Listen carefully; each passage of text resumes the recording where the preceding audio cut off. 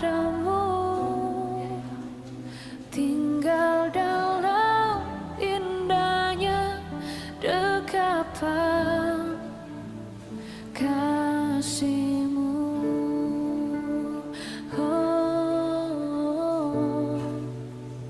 Tinggal dalam indahnya dekapan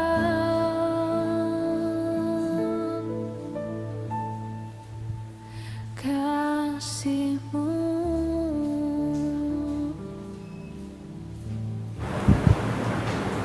Selamat pagi, salam sejahtera untuk kita sekalian. Shalom. Bapak, Ibu, Saudara-saudari, warga Jemaat GKI Batang Pambelum dimanapun berada. Hari ini kita beribadah dalam situasi pandemi COVID-19. Karena itu, pelayanan ibadah hari Minggu ini kita laksanakan secara virtual dengan liturgi yang dimodifikasi secara kreatif, ekspresif, sesuai kemajuan teknologi, dengan tetap menerapkan social distancing dan physical distancing. Semoga kita dapat mengikuti ibadah ini dengan hikmat dan sukacita oleh pertolongan dan pimpinan Tuhan. Pada hari Minggu tanggal 4 Juli 2021 kita dilayani oleh Bapak Pendeta Walter Supa MDiv,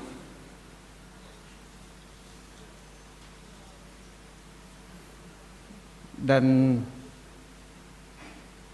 kita melihat pembacaan warta. Bagi warga jemaat yang belum terdaftar dalam dan mempunyai kerinduan untuk menjadi anggota jemaat GKI Batang Pambelum agar dapat dilayani seterusnya, dimohon kesediaan untuk mendaftarkan diri di kantor majelis jemaat GKI Batang Pambelum setiap hari kerja Selasa sampai Sabtu pukul 9 sampai 12 WIB. Dan apabila ada pelayanan yang dibutuhkan oleh warga jemaat bisa menghubungi langsung staf BPH atau koster gereja melalui nomor telepon. Kebaktian Minggu sesuai dengan berita jemaat, tidak ada perubahan. Liturgi virtual bahasa Indonesia pimpinan kebaktian Bapak Pendeta Walter Supa MDiv. Kebaktian Minggu 11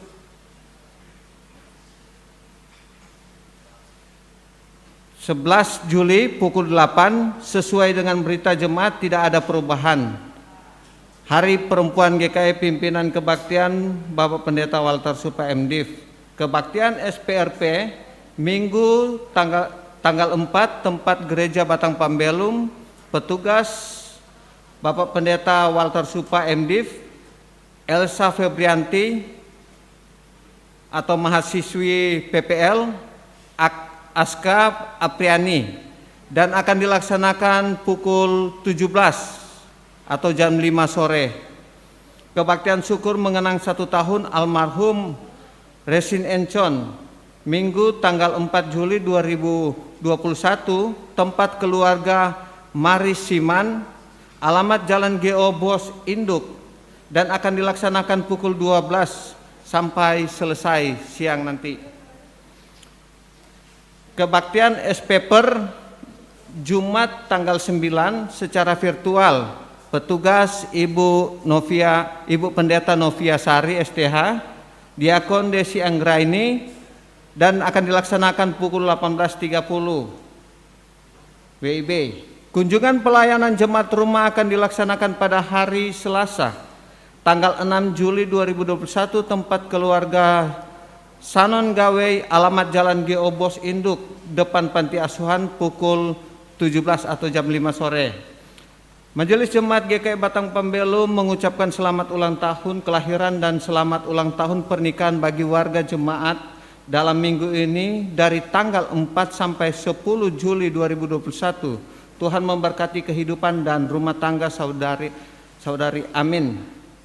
Bagi warga jemaat yang ingin dilayani sehubungan dengan ulang tahun kelahiran maupun ulang tahun pernikahan, agar dapat menghubungi petugas tertera dalam berita jemaat.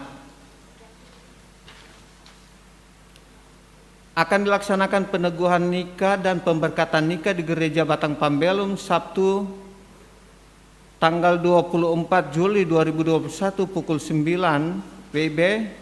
Saudara Edwin, anak dari Bapak Supendi dan Ibu Rosa Garam Mangkin, dengan Saudari Rayana, anak dari Bapak Tuber dan Ibu Majuwati. Keputusan hasil sidang kedua Minggu 28 Februari 2021 adalah memberikan amplop persembahan syukur bulanan dan membagikan kartu iuran jemaat 30.000 per bulan untuk setiap kepala keluarga. Untuk pelaksanaan program pengadaan genset, Majelis Jemaat GKI Batang Pambelum mulai Minggu tanggal 7 Maret 2021 telah menyediakan kotak persembahan maju ke depan setiap minggu dalam ibadah minggu, membagikan kartu dana komitmen jemaat untuk pembangunan Gereja Batang Pambelum Jalan Talawang sebesar 1 juta per kepala keluarga, melaksanakan kegiatan kunjungan jemaat rumah. Bagi warga jemaat yang belum masuk WA Group GKI Batang Pambelum agar dapat menghubungi admin grup GKI Batang Pambelum agar dimasukkan ke grup. Atas perhatian dan kerjasama diucapkan terima kasih. Diinformasikan untuk seluruh jemaat GKI Batang Pambelum untuk persembahan syukur keluarga dalam rangka ibadah minggu di rumah masing-masing bisa dikumpulkan setiap hari Minggu di Gereja Batang Pambelum mulai pukul 10 sampai 12 WIB atau melalui rekening Gereja Batang Pambelum atas perhatian dan kerjasama diucapkan terima kasih. Diinformasikan kepada seluruh warga jemaat Batang Pambelum bahwa dalam rangka perayaan Hari Perempuan GKI tahun 2021, KPPer Resort Palangkaraya akan mengadakan lomba kebersihan dan kerapian gedung gereja. Berkenan dengan hal tersebut, pengurus SPPer Batang Pambelum memohon bantuan dari warga jemaat agar dapat menyumbangkan 1 pot bunga hidup atau plastik serta rupa-rupa dekorasi gereja berupa lukisan dan lain-lain untuk keindahan gedung gereja Batang Pambelum. Bagi yang bersedia menyumbang dapat menghubungi Ketua SPPer Batang Pambelum, Ibu Penatua Harum SPD. Atas nama yang sudah menyumbang bunga untuk kegiatan tersebut berjumlah 47 orang. Daftar nama penyumbang bunga untuk Gereja Batang Pambelum tersebut dapat dilihat di Warta Jemaat. Diharapkan partisipasi dari anggota jemaat GKI Batang Pambelum untuk mendukung pengadaan alat multimedia,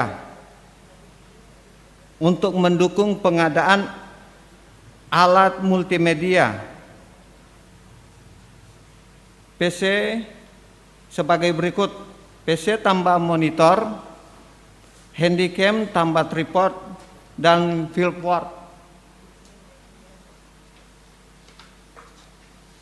Total harga untuk pembelian alat multimedia tersebut sebesar Rp22.970.000. Atas partisipasinya diucapkan terima kasih. Tuhan Yesus memberkati.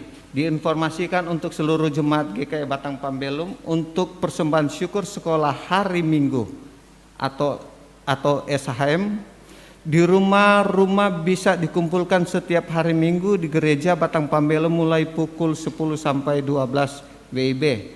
Diinformasikan kepada warga jemaat Batang Pambelum bahwa STT GKI membuka penerimaan mahasiswa baru gelombang pertama tanggal 3 Mei sampai 23 Juni 2021 dan gelombang kedua tanggal 1 sampai 10 Juli 2021. Untuk informasi lebih lanjut bisa melihat di depan pengumuman gereja. Berdasarkan surat dari Majelis Resort GKE Palangkaraya perihal persembahan syukur istimewa Hari Pertanian GKE dan Hari Pengucapan Syukur dan Pekabaran Injil GKE tahun 2021, dibagikan 75 amplop ke Jemaat GKE Batang Pambelum dan dapat diserahkan seluruh secara kolektif dengan Bendahara Jemaat GKE Batang Pambelum paling lambat tanggal 18 Juli 2021. Untuk berita keuangan tidak kami bacakan. Apabila ada kesalahan dalam penulisan nama dan jumlah nominal Bapak Ibu dapat menghubungi Bendahara Majelis Jemaat maupun Bendahara Panitia Pembangunan. Demikian berita jemaat pada pagi hari ini yang bisa kami sampaikan. Tuhan Yesus memberkati.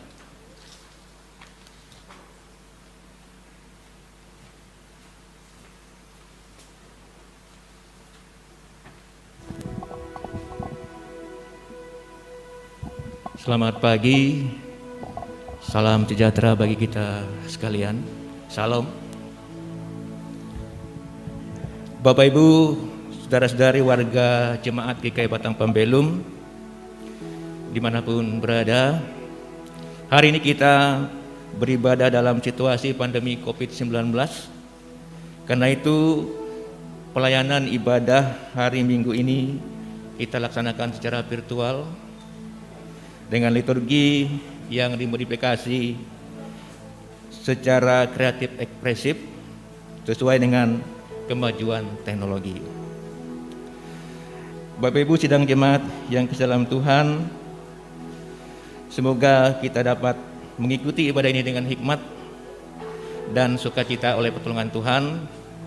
Dan kita pada pagi hari ini akan dilayani oleh Bapak Pendeta Walter Supa MDip. Baik Bapak Ibu sidang jemaat, untuk memulai ibadah kita, mari kita memuji nama Tuhan dengan pujian Kidung Jemaat nomor 17 bait 1 dan 2. Jemaat diundang berdiri.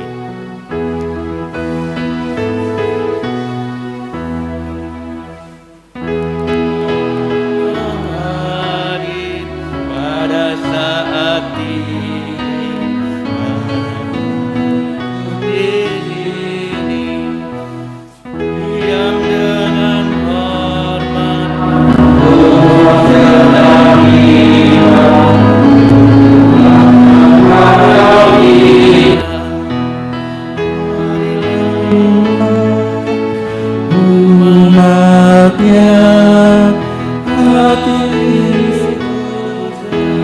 dalam kerendahan,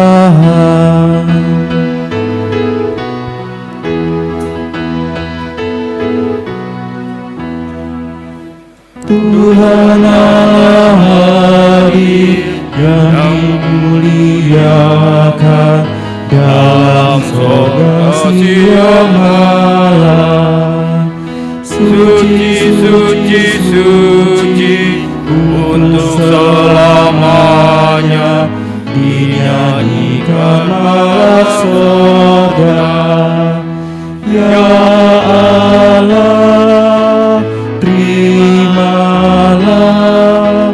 pujian jemaat beserta malaikat.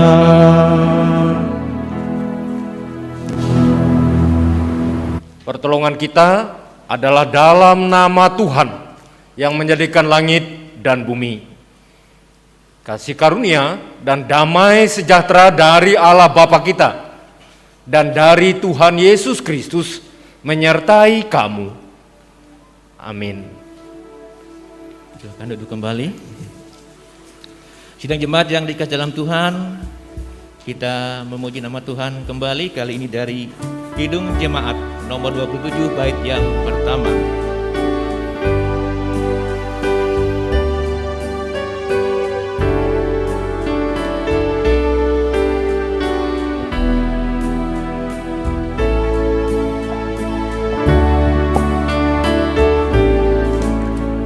Meski tak layak itu, tetapi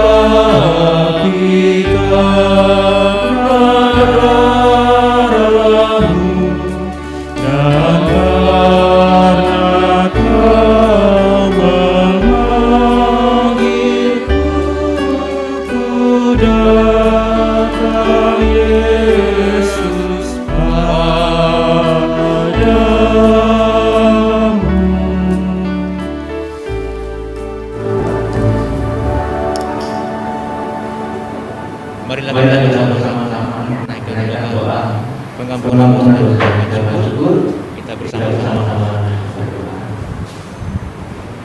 Bapa kami yang bertata dalam kerajaan sorga, Bapa di dalam Yesus Kristus, saat ini Tuhan, kami datang di hadirat-Mu yang kudus. Kami mengaku dosa dan kesalahan kami yang kami perbuat dalam kehidupan kami. Layakan kami Tuhan, agar kami beroleh hidup yang kekal di dalam Yesus Kristus Tuhan kami. Pada saat ini juga Bapa, kami menaikkan syukur kami kepadamu, karena sungguh luar biasa penyertaan Tuhan di sepanjang hidup kami sampai saat ini. Kami boleh beraktivitas, kami boleh melakukan segala sesuatu dalam kehidupan kami, dan bahkan oleh pertolongan Tuhan saat ini, kami boleh bersama-sama memuji, memuliakan nama Tuhan dalam ibadah minggu hari ini. Kami percaya bahwa Tuhan senantiasa menyertai kehidupan kami, karena kasih Tuhan tak terbatas dalam hidup kami. Terima kasih Bapa atas segala penyertaan-Mu sepanjang hidup kami sampai saat ini. Di dalam nama Yesus kami berdoa dan mengucap syukur. Amin. Jemaat yang diberkati oleh Tuhan Yesus Kristus, pada pagi hari ini kita akan mendengar pembacaan firman Tuhan untuk kita pada hari ini yang tertulis dalam 2 Samuel pasal yang kelima, ayat yang pertama hingga ayat yang kelima, dengan perikop Daud menjadi raja atas seluruh Israel. Lalu datanglah segala suku Israel pada Daud di Hebron dan berkata, "Ketahuilah kami ini darah dagingmu. Telah lama ketika Saul memerintah atas kami, engkaulah yang memimpin segala gerakan orang Israel.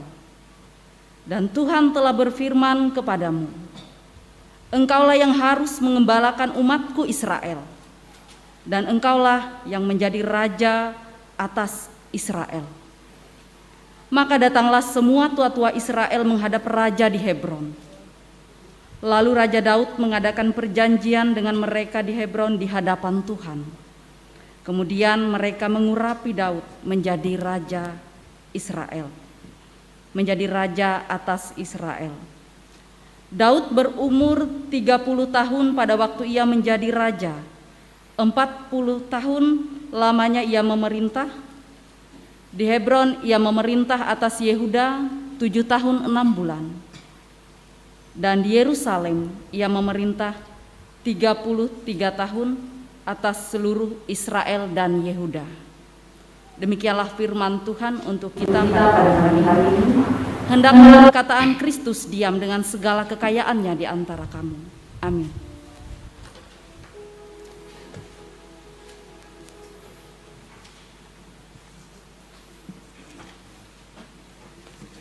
Jemaat Tuhan, mari kita bernyanyi dari PKJ 124 bait 1 dan bait yang kedua.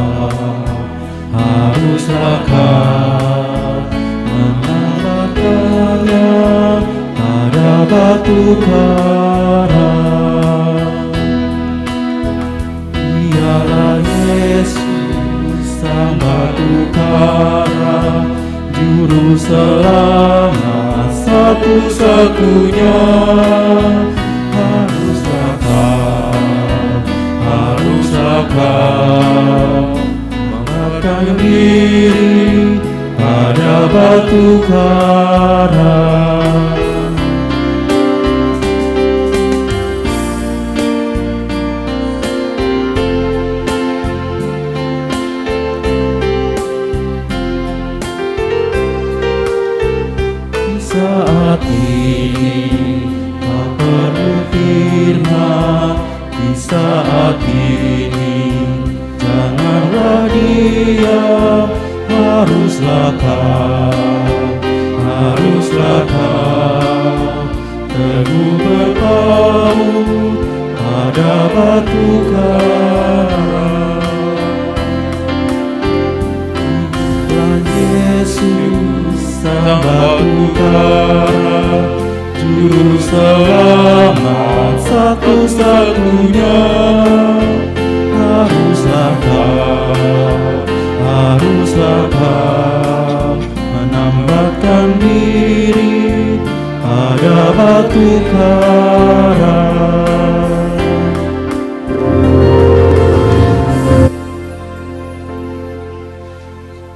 Jemaat yang dikasihi oleh Tuhan Yesus Kristus, sekarang kita akan dengarkan kesaksian melalui pujian yang disampaikan oleh Ibu Mernata dan teman-temannya. Dan setelah itu kita akan mendengarkan pelayanan firman Tuhan yang disampaikan oleh Bapak Pendeta Walker Supa MDiv.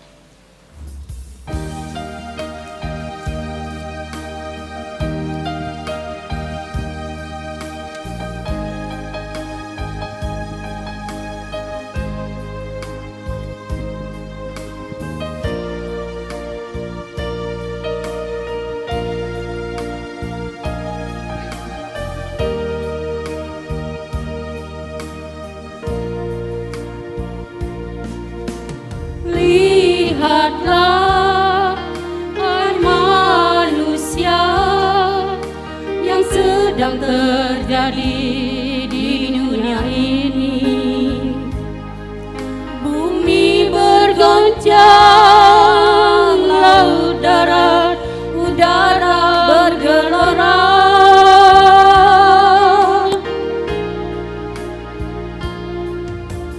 Kemanakah kita berlari? Kemanakah kita akan sembunyi? Hanya dalam Yesus Tuhan kita pasti diselamatkan. Jangan keraskan hatimu, jangan keraskan hatimu.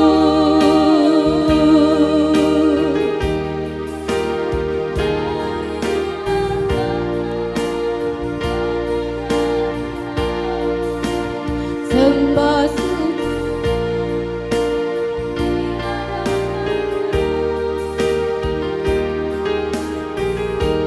masih ada kesempatan, masih ada kesempatan.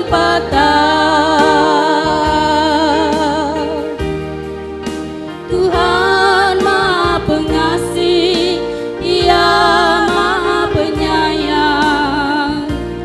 Dia tak ingin umatnya binasa.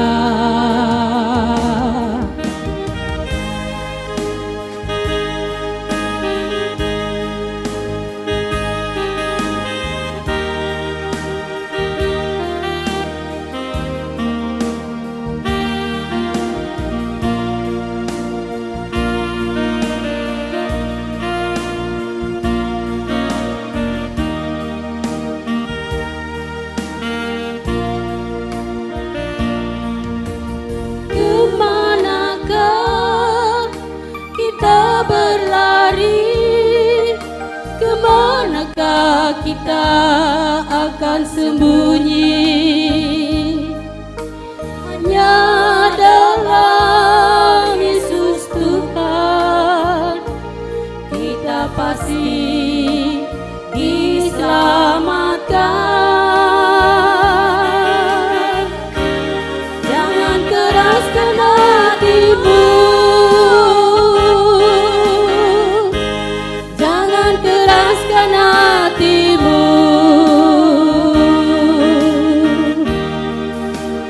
Marilah datang kepada Tuhan, sembah sujud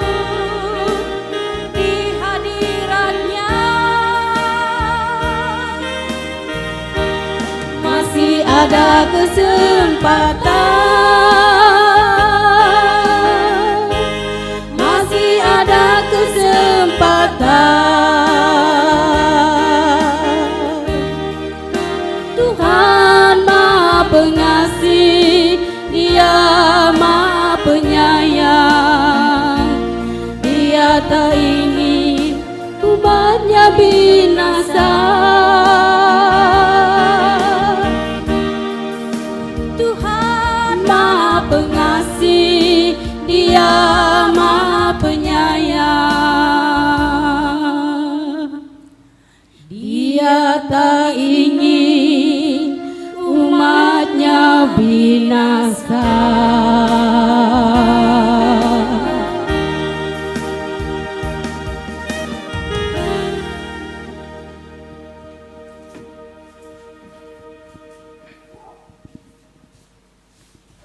Mari kita berdoa. Allah Bapa kami yang di surga, kami bersyukur, kami petugas Penatua Diakon Pendeta boleh bertugas di Minggu tanggal 4 Juli 2021 untuk memimpin umatmu beribadah yang bisa hadir sedikit karena dibatasi oleh ketentuan protokol kesehatan, tetapi kami saat ini memakai multimedia agar bisa diikuti ibadah langsung oleh jemaat di rumah melalui HP-nya, melalui fasilitas Facebook dan WA. Kiranya jemaatmu diberkati semua fasilitas ini supaya mereka bisa menikmati rangkaian ibadah penyembahan menguduskan hari Sabat ini. Kami mohon Tuhan menerima semua doa kami dan memberkati pujian kami.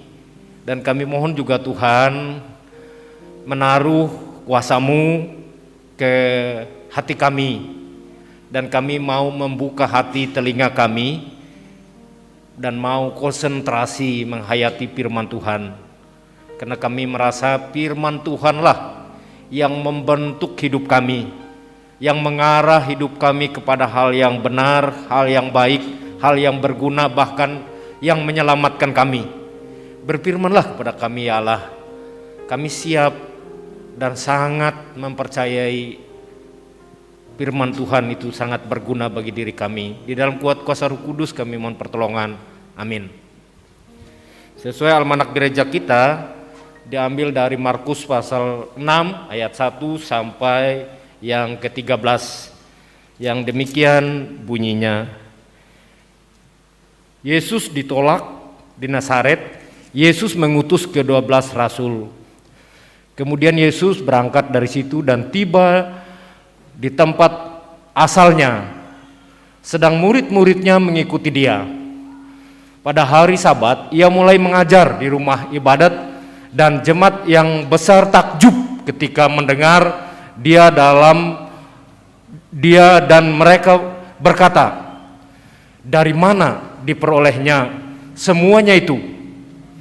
Hikmat apa pulakah yang diberikan kepadanya, dan mujizat-mujizat yang demikian bagaimanakah dapat diadakan oleh tangannya? Bukankah ia ini tukang kayu, anak Maria, saudara Yakobus, Yoses, Yudas, dan Simon?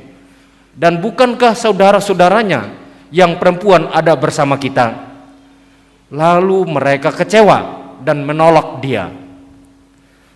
Maka Yesus berkata kepada mereka, seorang nabi dihormati di mana-mana kecuali di tempat asalnya sendiri, di antara kaum keluarganya dan di rumahnya. Ia tidak dapat mengadakan satu mujizat pun di sana, kecuali menyembuhkan beberapa orang sakit dengan meletakkan tangannya atas mereka. Ia merasa heran atas ketidakpercayaan mereka. Lalu Yesus berjalan keliling dari desa ke desa sambil mengajar. Ia memanggil ke-12 murid itu dan mengutus mereka berdua-dua. Ia memberi mereka kuasa atas roh-roh jahat dan berpesan kepada mereka supaya jangan membawa apa-apa dalam perjalanan mereka, kecuali tongkat, roti pun jangan, bekal pun jangan, uang dalam ikat pinggang pun jangan. Boleh memakai alas kaki, tetapi jangan memakai 2 baju. Katanya selanjutnya kepada mereka, kalau di suatu tempat kamu sudah diterima dalam sebuah rumah, tinggallah di situ sampai kamu berangkat dari tempat itu. Dan kalau ada suatu tempat yang tidak mau menerima kamu, dan kalau mereka tidak mau mendengarkan kamu, keluarlah dari situ dan kebaskanlah debu yang di kakimu sebagai peringatan bagi mereka. Lalu pergilah mereka memberitakan bahwa orang harus bertobat, dan mereka mengusir banyak setan dan mengoles banyak orang sakit dengan minyak dan menyembuhkan mereka. Demikian firman Tuhan. Bapak Ibu saudara-saudari yang dikasih oleh Tuhan kita Yesus Kristus, subtema GKE berjuang dengan rendah hati dan percaya kepada Tuhan. Sepanjang bulan Juli, subtema kita adalah berjuang dengan rendah hati dan percaya kepada Tuhan. Saya buat anak subtemanya lagi ya. Menyikapi penolakan karena jadi murid Yesus dengan sikap reflektif, bukan reaktif. Itu yang reflektif artinya tidak marah. Kalau reaktif itu langsung spontan menjawab atau emosional. Kalau orang ngeritik dia, itu yang reflektif arti merenung dulu. Itu yang reflektif ya.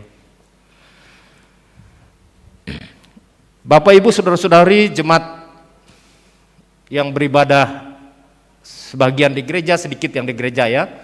Memang dibatasi ya Bapak Ibu, kalau memang fasilitas HP-nya bagus di rumah, lebih baik di rumah. Kalau memang karena memang terbatas di sini. Jadi kita yang mencegah virus ini ya kita, bukan polisi, bukan presiden ya, kita semua, supaya jangan terus menular ya, kita yang mencegahnya.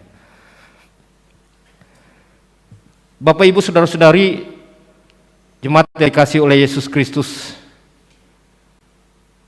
mungkin kita pernah semua ditolak orang ya. Bagaimana perasaannya Anda ketika Anda ditolak orang ya.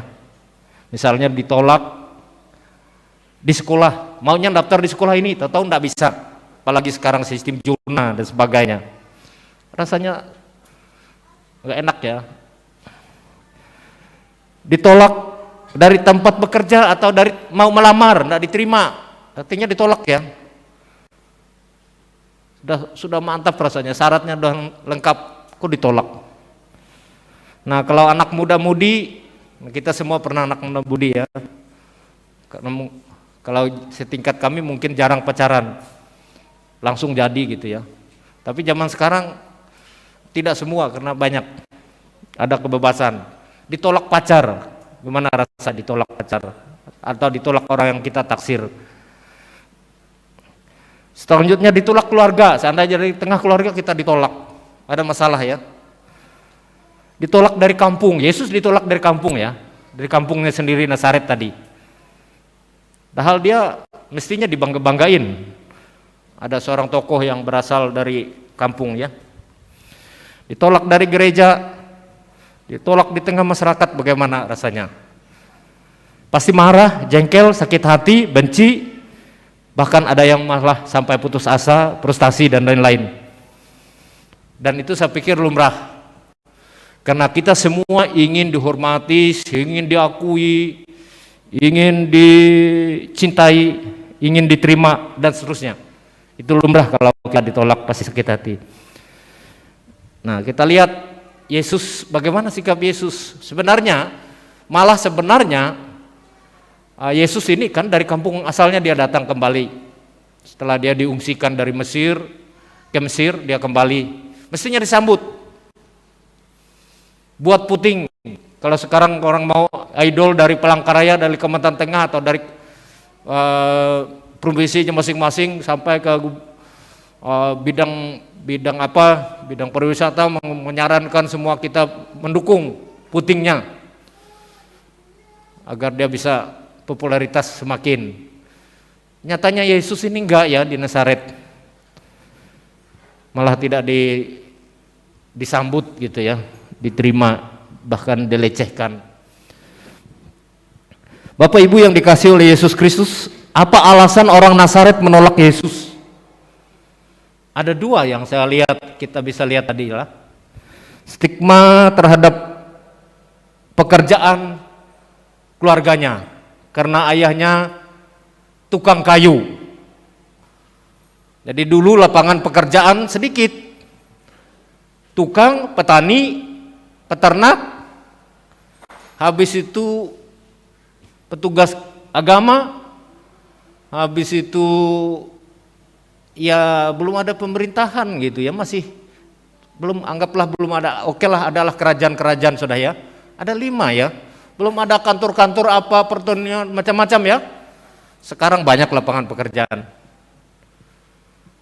jadi sah-sah saja banyak sedikit kerjaan, tapi menurut stigma tukang kayu ini kayaknya pekerjaan rendahan gitu ya, pekerjaan yang tidak terhormat. Nah lalu dianggap orang yang tidak terlalu popularitas gitu ya.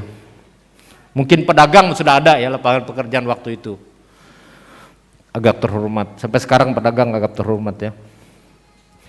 Dan ibunya sederhana, biasa-biasa, keluarga yang sederhana juga, Maria ya. Itu saja alasan penolakannya ya. Kalau di Nazaret dia bisa saja buat mujizat, ada, sudah bisa juga. Tapi mujizat itu tidak terlalu, malah dipertanyakan kuasa apa yang dia pakai, roh apa yang dia pakai, hikmat apa yang dia pakai. Dikagumi tapi bukan untuk dipuji atau dibanggakan, dikagumi untuk dicari kelemahannya. Itu sikap orang-orang Nazaret. Dan dikatakan tadi, Yesus katakan seorang nabi tidak banyak diterima di asalnya, dari kampungnya ya. Itu faktanya yang dia katakan. Tapi ini berlaku saya pikir dalam situasi zaman dulu. Dan memang saya pikir juga secara sosiologis, kalau kita bekerja di kampung kita sendiri itu nggak terlalu enak dalam kebijakan. Apalagi nanti kalau yang aktif misalnya di gereja, yang banyak aktif keluarga. Misalnya saya pernah di kampung saya sendiri, tapi saya enggak ditolak diterimanya, tapi saya sendiri merasa nggak enak, nggak bisa luwes gitu ya, bebas rasanya. Kebetulan ya di wilayah saya banyak asalnya keluarga saya yang duluan, jadi keluarga yang baru rasanya mungkin ada perasaannya sistem keluarga di sini ya, mungkin saja. Nah itu yang menjadi kendala kalau kita memimpin di tempat kita sendiri. Nah kadang-kadang kalau kita tidak netral, kita bisa saja membela yang punya keluarga saja, nepotisme sifatnya ya, akhirnya. Saya pikir itu secara sosiologinya bisa masuk akal saja. Tapi bagi saya tidak masalah, banyak perkembangan, bisa beli tanah, bisa bangun gereja, bangun pasturi selama saya bertugas di sana. Sistem administrasi jelas sama dengan Batang Pembelum. Selama saya laporan keuangan itu di mana boleh dicek, yang boleh di Kasungan, Riwut Asi, Buntut Bali, Yerusalem, Batang Pembelum. Sistem bagaimana membangun kepercayaan, keterbukaan.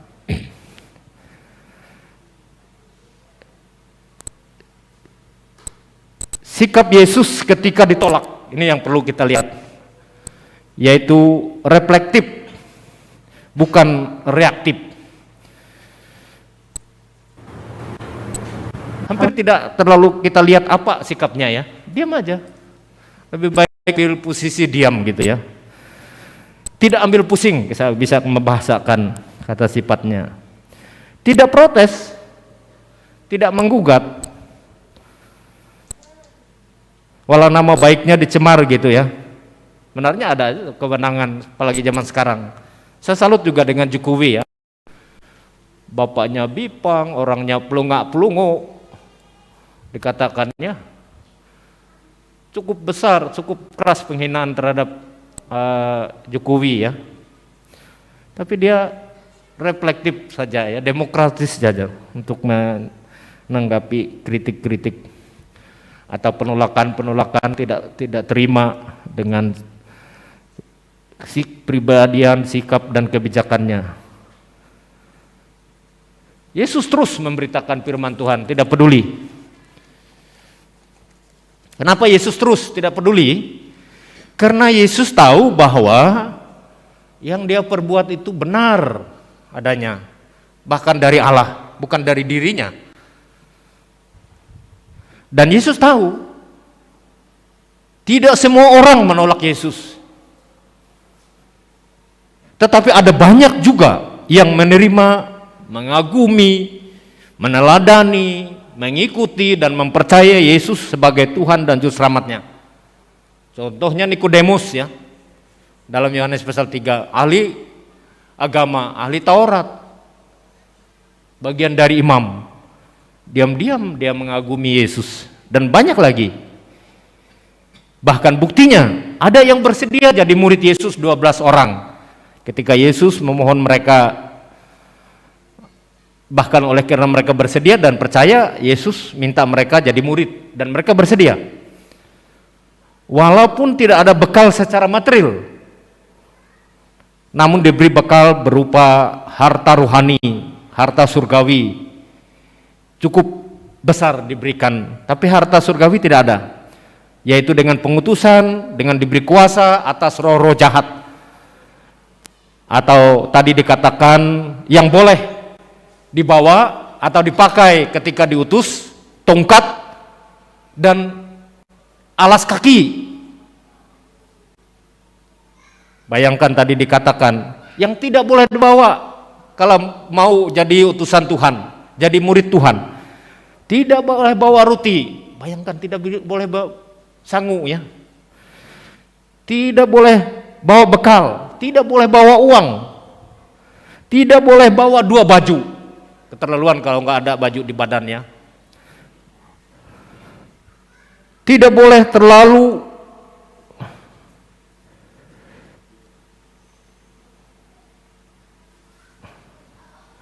terlalu lama, tidak boleh terlalu lama juga di satu tempat. Itu bagaimana Yesus membekali murid-muridnya dalam tugas memberitakan kabar baik, memberitakan Yesus sebagai Tuhan dan Juru Selamat.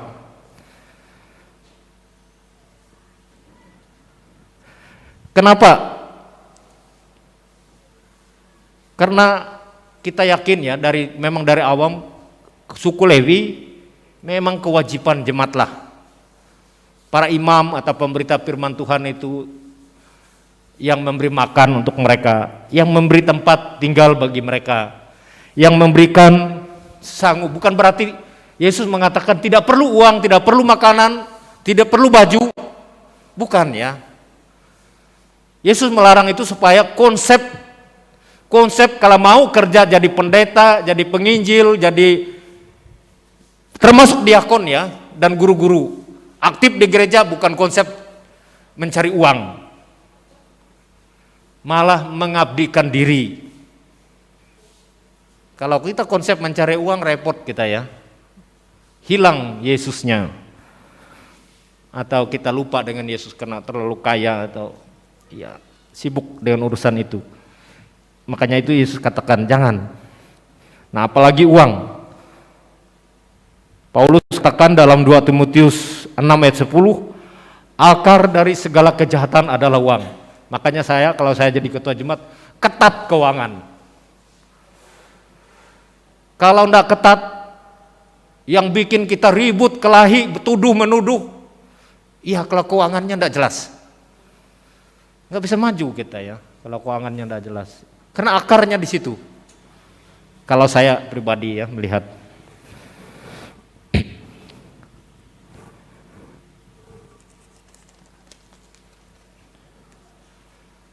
Bapak Ibu saudara-saudari jemaat yang dikasihi oleh Yesus Kristus, supaya utusan Tuhan tidak sibuk dengan kebutuhan jasmani itu. Makanya Katolik, pastor memang dilarang nikah supaya jangan mikirin urusan duniawi, memang urusan surgawi. Makan di tengah jemaat. Saya ingat waktu saya praktek di Kahelaan namanya, di Martapura ada teran gelap lah, orang-orang Jawa yang melarikan diri dari teran. Mereka dilayani dan mereka rata-rata pondok. Bahkan hanya satu rumah yang saya bisa berabah atau tidur dengan bantal. Saya pilih prinsip, memang ketua jemaatnya bilang, Bapak praktek PPL ya seperti Elsa. Bapak harus tinggal di rumah saya. Saya bisa, boleh enggak saya minta semua rumah warga jemaat saya pernah tidurin, pernah tinggalin. Pengalaman saya yaitu tadi, satu saja ketua jemaat saya yang kena bantal istri saya, bantal dengan tas saya. 2 bulan saya praktek dan saya merasakan ada yang bambu katanya ya, dan ada yang saya memang biasa makan nasi tidur, nasi. Tidak apa-apa, mereka hidup seprinsip, kalian bisa hidup, saya bisa hidup. Saya mencoba merasakan bagaimana namanya jemaat juga. Tapi di sana kayak babinya banyak. Jadi walaupun nasinya tinggi, tapi dagingnya enak. Jadi nggak bisa. Itu pernah saya rasakan ya. Jadi kita supaya tidak merepotkan, supaya misi utama kita pertama dan utama adalah mencari kekayaan. Hanya saya pikir ada prinsip juga. Gereja jangan bisnis, ya. Tapi saya pikir ada bisnis yang sifatnya tidak dikelola uangnya. Kalau dikelola banyak, uang habis dan ribut lagi jadi.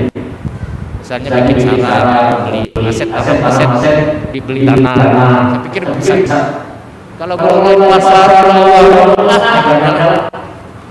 bikin ribut aja itu, arisan, bahaya bisa lihat. Saya pernah mengurus arisan warga nggak mau, ya gara-gara arisan. Jadinya saya bilang dengan warga saya, jangan arisan, jangan. Tapi ya ini satu caranya. Tapi nyatanya sudah saya katakan malah rusak. Karena ada yang bayar di sana. Sudah dapat lagi.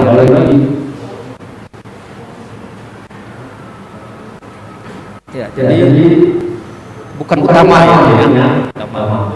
Tugas gereja katanya ada prinsip, ada pandangan orang mengatakan tugas gereja mendoakan jemaat supaya kaya, supaya jadi pengusaha, supaya berhasil.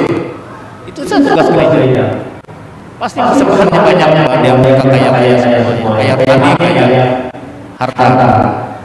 Jangan ikut-ikut bisnis ya. Tapi saya pikir tidak salah juga prinsip itu kalau bisa dikelola oleh, di-manage begitu lupa oleh gereja, alangkah baiknya kalau bisa. Nah, jadi sikap Yesus dan cara Yesus membekali muridnya dalam menjalankan tugas ya, jangan merepotkan diri. Pasti saya merasa jadi pendeta itu bukan juga miskin, bukan juga kaya, tapi cukup. Itu yang saya rasakan jadi pendeta ya. Asal sungguh-sungguh, yakin saja, dan ada berkat yang melebihi yang kita minta, yang diberikan Tuhan, asal kita sungguh-sungguh menjalankan tugas jadi penetua, jadi diakon, jadi guru sekolah minggu, jadi koster di jemaat atau di gereja ya. Banyak berkatnya. Saya katakan bukan terima upah dengan gereja kita di sini. Kita terima upah dengan Tuhan. Nggak ada yang mau. Saya saudara bersembilan, nggak ada satu yang setuju saya jadi pendeta karena tahu upahnya kecil. Hanya ibu saya, bapak saya yang setuju. Nah, saya juga pernah mengalami penolakan waktu bekerja di daerah. Saya pindah sama istri. Semangat. Saya terus terang prinsip saya pindah. Setiap ada SK, siap. Harus jadi prajurit, bilang siap Pak. Tidak pernah saya menyangkal-nyangkal gitu ya. Bayangkan dari Pangkalambun ke pedalaman ke Pos Hulu Singhanyu. Enggak sempat kerja saya, 1 minggu datang, saya lapor, ini berkas-berkas, ini SPG, rap pembayaran gaji saya. 1 minggu datang majelis BPH Resort ke rumah. Pak, singkat cerita Pak, kami tidak menolak pendeta. Tapi yang kami tolak, gaji Bapak 1.500.000. Saya kan sudah senior, anak semua 3 sudah. Habis itu, ya senior sudah ya. Yang sebelumnya cuma 500, nggak terbayar. Saya sempat berpikir juga ya secara manusiawi, kesempatan ini, peluang emas, nggak jadi tinggal di hulu. Tapi saya punya rasa beban moral, beban panggilan. Masa saya bilang, belum saya kerja kalian tolak. Kami kembali ke Sinode lagi Pak, supaya kita jangan jadi keributan kemudian hari. Betul juga alasan mereka ya, masuk akal juga, realistis. Karena sebelumnya 500 tidak terbayar, ketua resortnya. Ini 1.500.000, bisa membayangkan mereka. Mereka tolak itu dari gaji ya. Saya enggak tahu Roh Kuduskah yang suruh saya ambil keberanian. Sebenarnya saya pikir kenapa kalau saya banding-banding yang lain gitu ya, nukil 10 kali saya semestinya supaya pindah dari hulu ya, nggak jadi kerja di hulu. Tapi kenapa saya katakan beri kesempatan 1 tahun untuk saya. Masa nolak saya belum kerja? Mampu enggak saya? Kalau saya enggak 1 tahun enggak mampu, saya angkat tangan. Nyatanya bisa, nyatanya mampu, bahkan bertambah tenaga, bukan saya sendiri. Nah itu luar biasa ya. Hal yang menarik juga bagi saya, jadi kita nggak usah tolak hal-hal yang demikian banyak berkatnya. Ya. Dan dalam perjalanannya luar biasa ya. Jadi kita nggak ulah takut dengan SK, kalau SK-nya ke tempat yang basah, cepat perpisahan.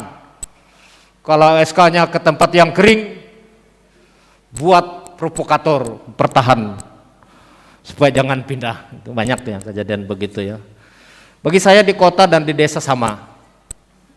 Di kota ini banyak uangnya habis tiap bulan ya, tapi di desa itu banyak bisa nabung.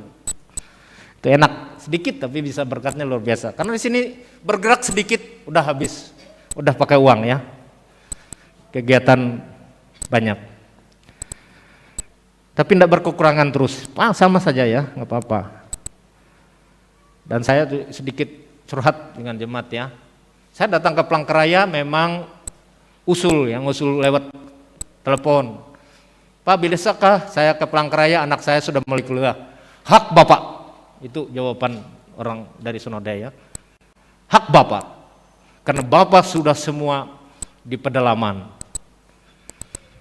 Bapak walaupun bermohon tapi kami katakan mutasi dari Sinode. Kalau mutasi dari Sinode artinya ditanggung. Kalau mengusul sendiri tidak ditanggung biaya mutasinya. Nah itu luar biasa saya merasa ya. Hak Bapak katanya. Jadi enak juga ya, jadi saya terima kasih, bukan terlalu ngotot juga saya. Baru selama saya jadi pendeta baru ke Palangkaraya memang saya mengusulkan. Karena menurut teman-teman tanah perjanjian Palangkaraya. Sedikit selamat memasuki tanah perjanjian, bilang teman-teman dengan saya waktu pindah ke Palangkaraya. Berlimpah madu dan susunya gitu. Anggapannya ya. Tapi kita pendeta di daerah setiap tahun dulu belum Covid, kami minimal pernah sampai 10-an motor ya, kami pendeta Pupuan waktu Natalan. Kami buat Natalan bukan untuk pesta, tapi untuk mengumpul uang, membantu rekan-rekan di pedalaman supaya rekan-rekan di sana nggak terlalu cemburu dengan kami. Kami juga punya prihatin ke daerah supaya teman-teman enak fasilitasnya mengidekan ini. Itu ide-ide termasuk saya ikut mengidekan agar keuangannya untuk inventaris. Nah, perlu saya jelaskan sedikit Yesus kenapa menyuruh dua ya. Berdua itu lebih baik dari seorang diri ya. Dalam Pengkhotbah pasal 4 ayat 9. Berdua lebih baik daripada seorang diri. Jadi, itu yang pertama ya. Karena ada yang menjaga, kalau ada ya bagi kita juga ya. Pemuda-pemudi cepat jangan sendiri gitu ya. Bagi yang janda atau duda ya lebih baik kalau memang rasanya perlu ya jangan sendiri lagi gitu. Sedikit ngelantur ya. Jadi lebih baik berdua. Tapi Yesus gitu kan. Kenapa Yesus syarat untuk memberitakan Injil itu berdua? Ya artinya jangan bekerja sendiri. Jangan mengandalkan diri sendiri gitu ya. Kita ini perlu rekan kerja. Nah, makanya GKI sistemnya kalau kepimpinan di BPH itu harus keputusan kolektif kolegial. BPH ada 5, makanya kalau voting ya demokratis lah, kalau ada 3 yang setuju dah. Saya nggak ada keputusan saya sendiri, nggak bisa. Semua tingkat jemaat, tingkat resort, tingkat sinode semuanya keputusan kolektif kolegial. Makanya dikatakan ketua bukan kepala ya di kita ya. Dan surat selalu ada sekretaris yang menulisnya. Makanya sistem gereja kita pun demikian, artinya kerjasama. Seperti sepak bola itu, nggak bisa Ronaldo melawan orang semua. Masuk ke gol itu kalau nggak ada umpan dari orang lain, kerjasama yang baik. Itu bisa jadi gol karena ada kerjasama yang baik. Jadi itu artinya Yesus menyuruh kita berdua atau bekerja samalah. Bapak Ibu yang dikasih oleh Yesus Kristus, sebagai orang yang tidak menolak Yesus, maka tugas kita sebagai orang yang tidak menolak Yesus, maka tugas kita adalah memberitakan Yesus supaya orang bertobat. Ini tugas kita. Yang sama sekali belum mengenal Yesus supaya percaya Yesus dan bertobat. Yang sudah mengenal Yesus tercebur dalam dosa, tugas kita membuat mereka bertobat kembali. Tugas kita ada 3 dari Alkitab yang kita baca hari ini, Markus 1 ayat 13. Mengusir setan. Ini tugas kita. Bukan setan yang di kuburan, bukan setan yang di kolong atau di belakang rumah. Setan yang ada itu ketika kita pikiran kita kosong, pikiran kita macam-macam, kelakuan kita ribut, kelahi, itu setannya. Itulah tugas kita mengusirnya itu ya. Tugas Bapak, Ibu, orang Kristen mengusir setan. Setan keributan, kebencian, tuduh sana sini, selisih, itu setan, itu kelakuan setan ya. Setan tidak kelihatan, tapi kelakuannya kelihatan. Itu tugas kita ya. Orang yang tidak menolak Yesus, maka atau orang yang ikut Yesus harus mengusir setan. Yang kedua menyembuhkan. Yang ketiga ya, tugas kita adalah menyembuhkan. Menyembuhkan penyakit macam-macam ya. Penyakit itu tidak hanya fisik kelakuan juga penyakit ya. Nah, kita bersyukur, kita lihat sending room, cara mereka memberitakan firman dengan mendirikan sekolah, mendirikan rumah sakit, membawa obat, banyak mengusir setan. Tidak dengan cara dewa-dewa. Jadi ini tugas kita ya, mengusir termasuk kita bagaimana menyembuhkan atau mencegah, menangkal dan menghentikan penyebaran virus COVID-19. Ini tugas kita. Jangan meremehkan ya. Karena penyakit ini menular lewat saya bisa. Saya kuat. Enggak batuk, enggak pilek. Tapi virusnya ada di tubuh saya ini, di mulut saya.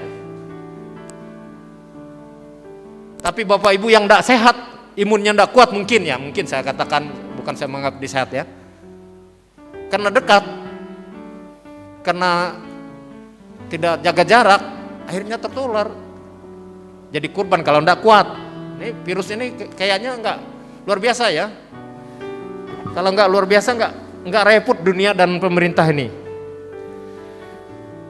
Jadi kita jangan anggap kita bangga-bangga karena belum kena gitu ya. Saya ini sudah merasakan tekanan perasaan kalau sudah kena itu ya. Bapak Ibu yang kasih Tuhan Yesus Kristus, refleksi bagi kita, pertanyaan bagi kita, masih banyakkah orang menolak Yesus? Jawabannya pasti ya, saya yakin pasti jawabannya masih banyak, karena masih banyak orang belum percaya. Pasti sudah ya, belum ada menerima, belum percaya Yesus itu orang-orangnya menolak Yesus ya. Tapi belum tentu juga. Kalau kita belum pernah menceritakan Yesus kepada mereka, belum percaya Yesus, belum tentu mereka menolak. Kalau kita sudah menyampaikan, memberitakan, menjelaskan Yesus itu kepada mereka dan mereka belum menerima, itu boleh kita kategorikan, menilai mereka, mencap mereka menolak. Tapi kalau belum tentu. Ada orang punya kerinduan ya, tapi belum tahu. Pertanyaan selanjutnya, kalau orang yang sudah percaya, adakah yang masih menolak Yesus? Ada enggak kira-kira? Kita akui pribadi, pernah enggak? Sekali-kali, sewaktu-waktu, bahkan selamanya sudah Kristen, sudah baptis, sudah nikah, diberkati, sudah pernah aktif, tapi menolak Yesus. Ada enggak? Ada ya. Jawabnya ada. Tidak mau kebaktian, menolak kebaktian dengan alasan ekonomi, nggak ada uang misalnya ya. Saya pikir itu udah menolak sekali-kali atau sewaktu-waktu gitu ya. Masih enak kalau dikatakan ditunda dulu. Kalau kata yang lain, padahal Yesus mau datang ya ke rumah kita ya, melewati pendeta, penatua, diakon. Kok ditolak? Ya. Itu jujur aja ya, jujur kita bisa akui saja. Bukan orang lain yang belum percaya saja menolak Yesus. Orang Nazaret kan keluarga sendiri menolak Yesus ya. Tidak mau mematuhi tugas SK yang ada gitu ya. Sudah ditabis, sudah berjanji takut kepada Tuhan, mundur diri, macam-macam dari status yang sudah ditabis, sudah berjanji ya.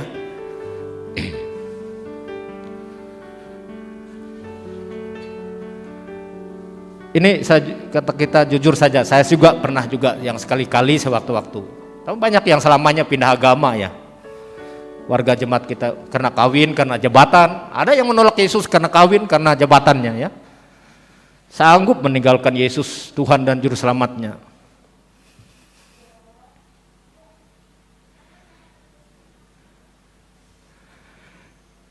Dan kembali kita melihat, kita belajar, refleksi kita. Belajarlah dengan sikap Yesus ketika ditolak. Tetap reaktif, tetap reflektif ya, tidak reaktif, tidak marah dan sebagainya. Dan malah dia terus semangat dan terus memperlengkapi diri. Kadang-kadang kita, maaf rekan penatua diakon, saya terus terang kalau rekan penatua diakon mau mengundurkan diri dari penatua dan diakon, saya tidak menerimanya. Tapi kalau dia mengundur diri dari pengurus mungkin saya anggap karena dia bekerja untuk saya sebagai ketua jemaat gitu ya, tidak suka dengan saya, oke lah. Tapi kalau penatua diakon itu janjinya dengan Tuhan, saya nggak berani, takut Tuhan menuntut saya memberhentikan orang jadi penatua dan diakon. Dan selama saya nggak jadi gitu ya, saya bimbing mereka. Kalau kalian tidak mendukung kegiatan secara organisatoris, oke lah, aku bilang. Tapi kalau tugas pelayanan, jangan, aku bilang, kasihan kalian sendiri. Karena kalian menolak Tuhan itu ya. Dan kalau ada sakit, padahalnya sakitnya rutin saja, akhirnya kita menuduh diri sendiri. Gara-gara saya berhenti, saya gara-gara mengundur diri, pasti perasaannya demikian. Gak usah orang duduk. Ya. Jadi kita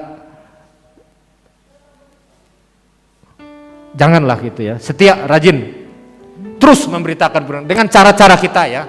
Cara-cara kita tidak harus semua jadi penatua diakon, jadi pendeta. Bisa dengan cara-cara kita semua. Terus memberitakan firman Tuhan, terus mengusir setan, dan terus menyembuhkan, tugas kita. Jadi tidak harus kita semua jadi diutus Tuhan jadi murid secara khusus. Bisa saja kita semua orang Kristen adalah utusan Tuhan. Walaupun juga Yesus juga dikatakan kalau penolakannya terlalu keras. Pak Medio Repano kemarin menceritakan di Beritu ada cerita Betung, katanya Betung apakah persis yang pernah menolaknya bukan hanya dengan kata-kata, tapi mau memperkosa penginjil di situ, mau di tempat mandinya dibikin ambil getah anau sehingga gatal semua pendetanya, istri dan anaknya. Mau udah mau akhirnya ngikuti perintah Tuhan juga, firman Tuhan. Dia kebaskan kakinya, akhirnya tidak jadi ibu kota resort, pindah ke Temyang Layang.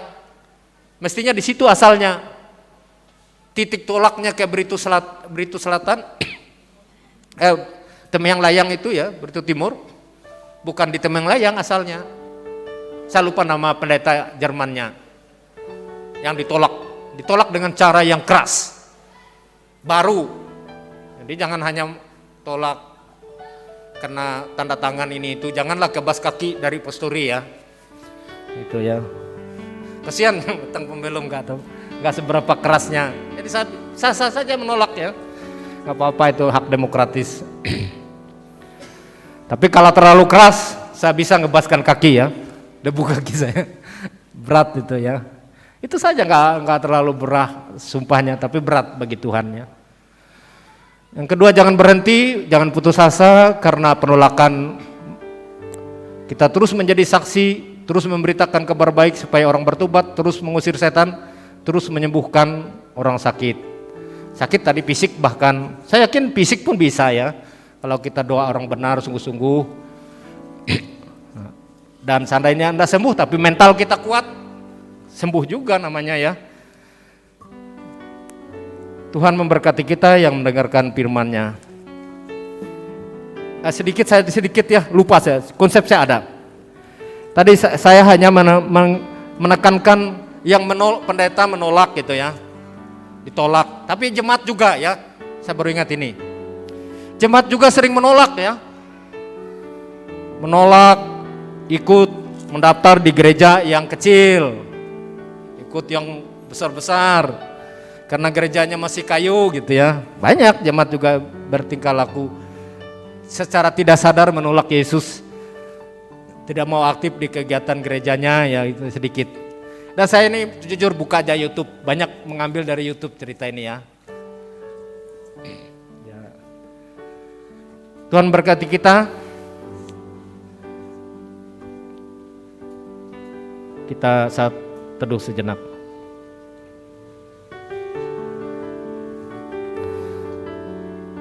Tapi panjatkan doa kita. Bapa di surga, bantu kami untuk menaruh firman Tuhan yang kami baca dan firman Tuhan yang kami renungkan sendiri, dan mungkin yang kami bisa terima dari pendeta yang khotbah. Kiranya kalau belum puas, kami mohon Roh Kudus yang mengkhotbahkannya ke hati kami. Kami mohon Tuhan menyertai kami lagi sepanjang minggu ini dengan kuasa-Mu saja. Kami mohon Tuhan memberkati kegiatan kami, mengurus rumah kami, mengurus usaha, tugas, kerjaan, jabatan kami masing-masing, supaya berhasil, berguna, bernilai, demi kepujian dan kemuliaan Tuhan, dan demi terpenuhi kebutuhan kecukupan kami, jasmani dan rohani kami. Kami mohon Tuhan menyertai gereja kami, Batang Pembelum dan gereja Kalimantan Pengelis yang akan bersinode umum tanggal 6 ini. Tuhan menyertai sehingga bisa berlangsung, terutama menyertai fasilitas sinyal, stylit yang mengelola Zoom sinode bagus supaya tidak terganggu pelaksanaan Zoom, karena semua ketua resut tidak bisa hadir ke Kulakurun tetapi memakai Zoom masing-masing di kantornya. Kami mohon Tuhan berkati di sinode yang persiapkan bahan-bahan persidangan sehingga bisa diputuskan demi kepentingan GKI secara bersama-sama. Bapa kami di surga, kami mohon Tuhan memberkati anak jemaat kami yang sakit, yang janda, duda, yatim piatu, terlantar, fakir miskin, dipenjarakan, dirasuki iblis, setan atau cacat. Tuhan, kasihani mereka, bantu mereka, rawat mereka, beri berkat untuk mereka melalui siapapun, melalui keluarga dekatnya. Tuhan, kasihani mereka, sembuhkan mereka Tuhan. Beri semangat dan harapan bagi mereka. Bapa kami yang di surga, kami juga memohon Tuhan menambahkan sukacita, kebahagiaan, damai sejahtera untuk yang berulang tahun kelahiran, pernikahan. Tambahkan sukacita, bahagia, tambah berkat baru untuk mereka. Bapa kami di surga, kami mohon kembali Tuhan memberkati kegiatan kami, fasilitas kami tenaga-tenaga yang ada di Gereja Batang Pembelum ini, multimedia kami, karena inilah sarana kami sementara COVID ini yang kami andalkan, yaitu tim multimedia.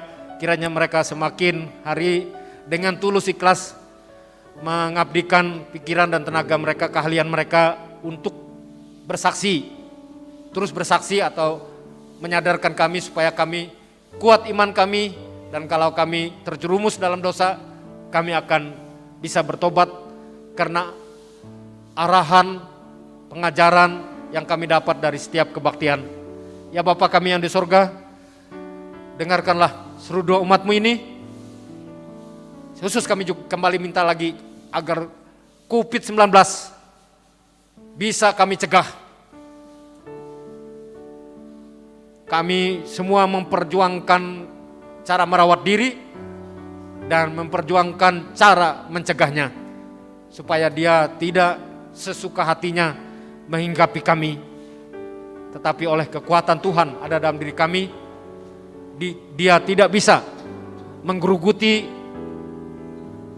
tubuh kami. Itu pemohon kami Tuhan. Dengarkanlah doa kami semua ya Tuhan, yang kami lengkapi lagi dengan doa Bapa kami. Bapa kami yang di surga, dikuduskanlah nama-Mu, datanglah kerajaan-Mu, jadilah kehendak-Mu di bumi seperti di surga.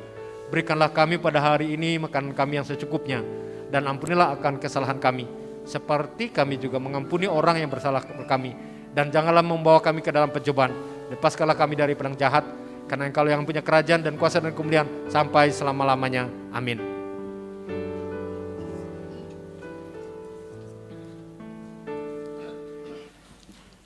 Sekarang ada kesempatan bagi kita untuk menyerahkan persembahan syukur kepada Tuhan.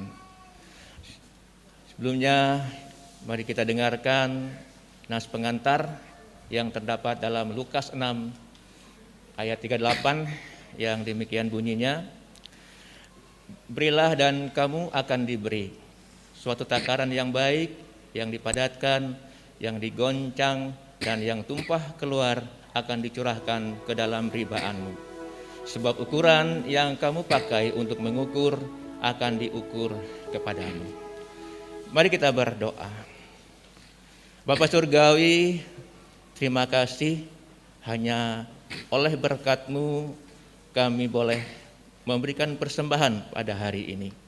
Berkati persembahan kami agar persembahan ini dapat digunakan sesuai dan seturut dengan kehendak-Mu. Berkati kami yang memberi dengan sukarela dan sukacita. Oleh di dalam Yesus Kristus kami bersyukur dan berterima kasih. Amin. Bapak Ibu sidang jemaat, mari kita memberi persembahan kita dengan keyakinan bahwa Allah akan melipat gandakan sukacita dan berkat-Nya kepada kita. Diiringi dengan menyanyi dari pelengkap Kidung Jemaat 153 bait pertama dan seterusnya.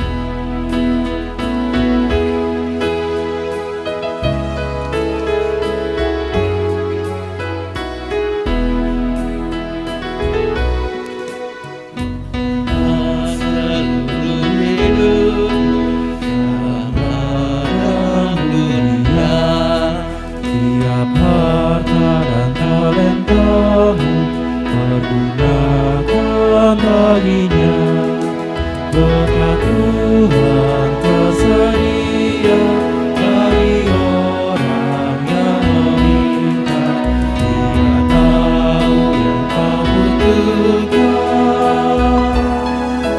kini dan selamanya.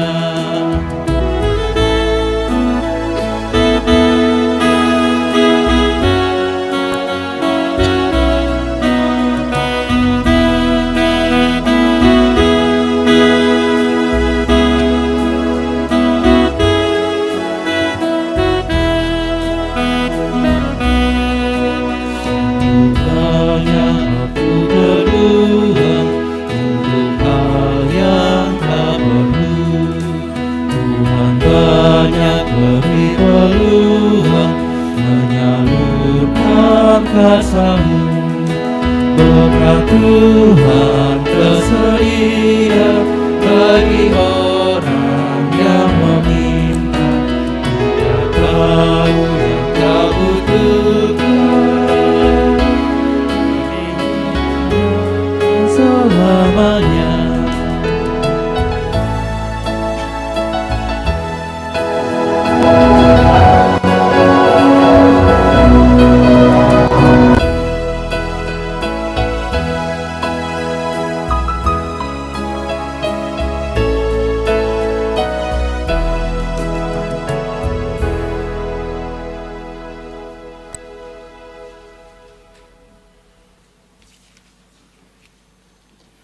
Mari kita bersama-sama sekalian mempercaya dari segala masa dan tempat kita mengikrarkan pengakuan iman Kristen yang diakhiri dengan menyanyi haleluya. Aku percaya kepada Allah Bapa yang Maha Kuasa, Khalik langit dan bumi, dan kepada Yesus Kristus anaknya yang tunggal Tuhan kita, yang dikandung daripada Roh Kudus, lahir dari anak darah Maria, yang menderita sengsara di bawah pemerintahan Pontius Pilatus, disalibkan, mati dan dikuburkan, turun ke dalam kerajaan maut. Pada hari yang ketiga bangkit pula dari antara orang mati, naik ke sorga, duduk di sebelah kanan Allah Bapa yang Maha Kuasa, dan akan datang dari sana untuk menghakimi orang yang hidup dan yang mati. Aku percaya kepada Roh Kudus, gereja yang kudus dan am, persekutuan orang kudus, pengampunan dosa, kebangkitan tubuh, dan hidup yang kekal. Amin.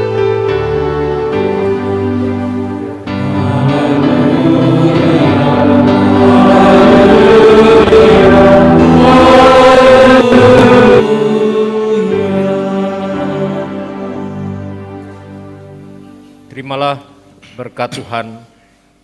Tuhan memberkati engkau dan melindungi engkau. Tuhan menyinari engkau dengan wajah-Nya dan memberi engkau kasih karunia. Tuhan menghadapkan wajah-Nya kepadamu dan memberi engkau damai sejahtera.